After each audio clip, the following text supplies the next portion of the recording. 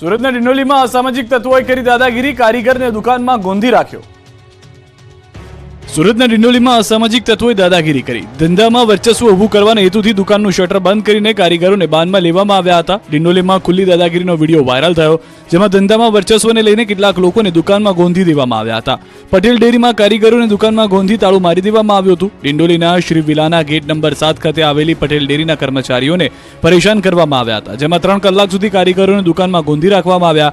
આ મામલે પટેલ ડેરીના લોકો ડિંડોલી પોલીસ સ્ટેશન ખાતે પહોંચ્યા। ડિંડોલી પોલીસે આ બાબતે શું કરી રહી છે તેવા સવાલો ઉભા કરી સ્થાનિકોએ કહ્યું કે દિવસે ને દિવસે ડિંડોલી વિસ્તાર અસામાજિક તત્વોનો ગઢ બનતો જાય છે।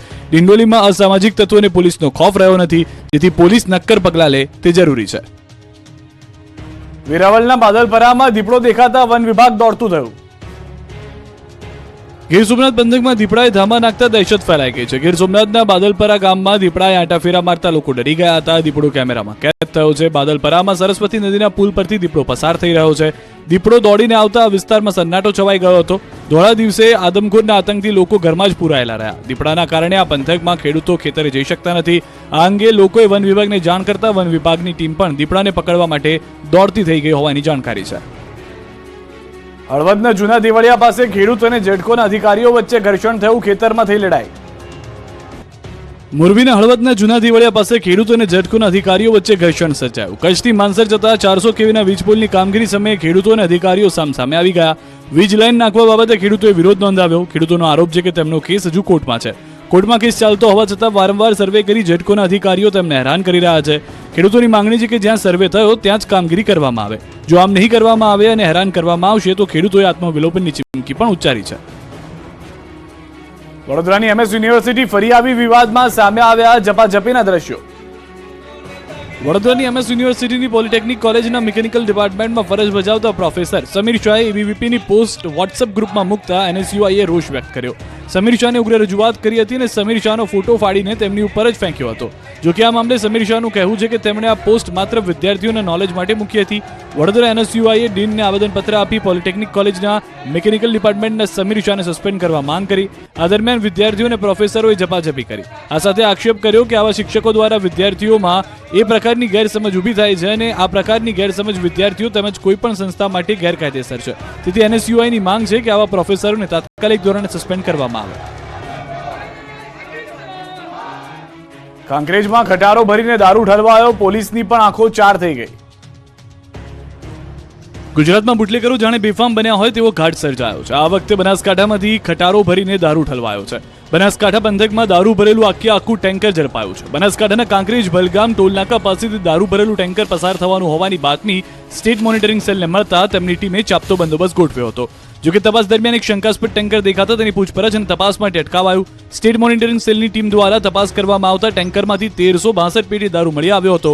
થરા પોલીસ ઊંઘતી રહી અને સ્ટેટ મોનિટરિંગ સેલે 63,32,000ના કિંમતના મુદ્દામાલને ઝડપી કાયદેસરની કાર્યવાહી હાથ ધરી। રાજ્યમાં આગામી 2 દિવસ ઠંડી ભૂક્કા બોલાવશે। રાજ્યમાં ઠંડી આક્રમણ શરૂ કરી દીધું છે। શિયાળો પોતાની ચરમસીમા પર પહોંચી ગયો છે। ટાઢે ગુજરાતમાં એવું પ્રભુત્વ જમાવ્યું કે લોકો ઠૂઠવાઈ ગયા। ઠંડા પવનોને કારણે લોકો ઠૂઠવાયા છે। કાતિલ ઠંડીમાં ગુજરાત થીજી ગયું છે। મોટાભાગના શહેરો થરથર ધ્રુજી ગયા છે। નલિયામાં ઠંડીએ તમામ રેકોર્ડ તોડી નાખ્યા છે। નલિયામાં સિઝનની સૌથી વધુ ઠંડી નોંધાઈ છે। નલિયામાં એકાએક ઠંડીનો પારો 5 ડિગ્રી સુધી ગગડતા રાજ્યનું સૌથી ઠંડુ શહેર બન્યું છે। અમદાવાદમાં ઠંડીમાં વધારો નોંધાયો હતો। ડીસામાં 11 ડિગ્રીએ પારો પહોંચી ગયો છે। રાજકોટમાં 13 ડિગ્રી ઠંડી પડી। 1 ડિગ્રી જેટલું તાપમાન ઘટતા અમદાવાદમાં 16.4 ડિગ્રી લઘુત્તમ તાપમાન નોંધાયું। તો હવામાન વિભાગે આગાહી કરી છે કે 2 દિવસ બાદ ફરી કાતિલ ઠંડીનો પ્રકોપ જોવા મળશે। 2 દિવસ બાદ તાપમાનમાં 2 થી 3 ડિગ્રીનો ઘટાડો થશે। તો અંબાલાલ પટેલે પણ 2 દિવસ બાદ કાતિલ ઠંડીની આગાહી કરી છે।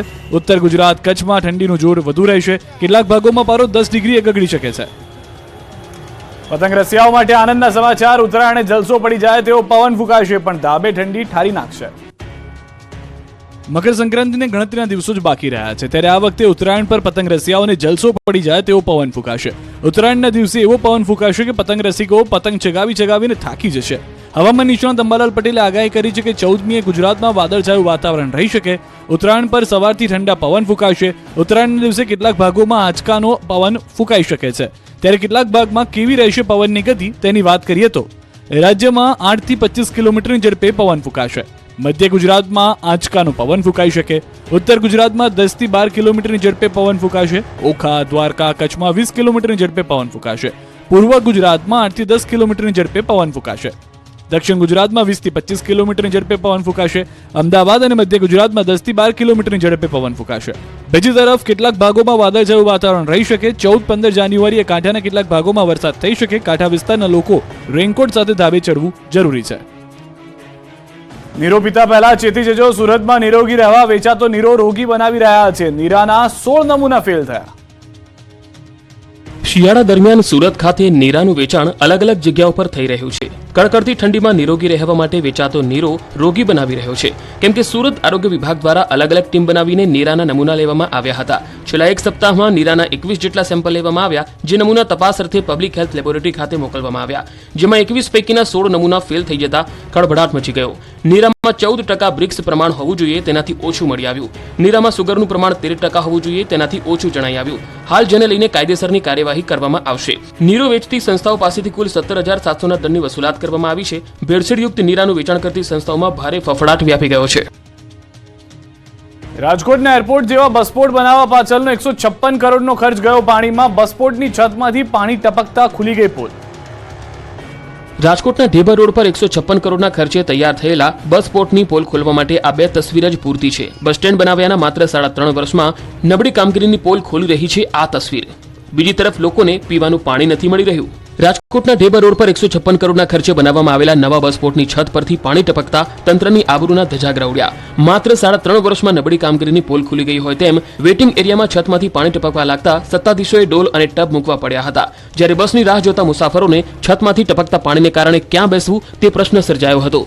એરપોર્ટને ટક્કર મારે તેવું બસપોર્ટ બનાવ્યાનો દાવો કરતી સરકારની પોલ માત્ર 3.5 વર્ષમાં જ ખુલ્લી પડી ગઈ. મુસાફરોની અવરજવર શરૂ થયાના માત્ર 3.5 વર્ષમાં છતમાંથી પાણી પડવાનું શરૂ થતા પ્લેટફોર્મ પર પાણી થઈ ગયું. રાજકોટના બસપોર્ટમાં છતમાંથી પાણી ટપકતું હોવાથી મુસાફરો અને એસટી વિભાગનો સ્ટાફ પરેશાન થઈ ગયો છે. પાણી એટલું બધું ટપકતું હતું કે ડોલ મૂકવાની નોબત આવી. આ અંગેનો અહેવાલ પ્રસારિત થતા સ્થળ પર સાફ સફાઈ શરૂ કરવામાં આવી. બીજી તરફ બસ સ્ટેન્ડમાં આજ હાસ્યાસ્પદ દ્રશ્યો સામે આવ્યા. તંત્રની ઘોર બેદરકારી સામે આવી. આજ બસ સ્ટેન્ડમાં પીવાના પાણી માટે મૂકેલા નળમાંથી એક ટીપુય પાણી પડતું નથી. પાણી પીવા માટે મુસાફરોને વલખા મારવા પડે છે. વાયબ્રન્ટ ગુજરાત ગ્લોબલ સમિટ 2024નું વિક્રમજનક એમઓયુ સાથે સમાપન થયું. 45 લાખ કરોડના એમઓયુ થયા.